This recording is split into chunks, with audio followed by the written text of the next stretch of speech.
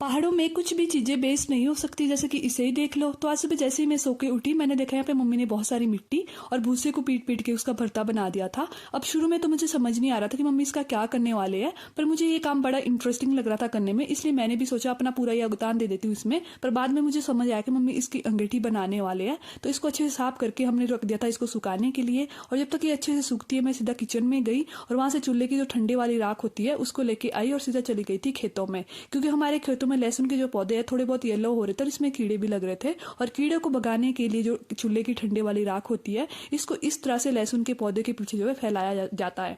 और ये जो राख होती है, ठंडी वाली राख होती है, ये काम करती है, इससे थोड़ी बहुत मिट्टी भी उपजाऊ हो जाती है और साथ ही लहसुन या फिर प्याज में जो कीड़े लगे होते हैं उनको भगाने का काम भी करती है। तो सारी राख को इस तरह से फैलाया और उसके बाद आ गई थी सीधा घर में।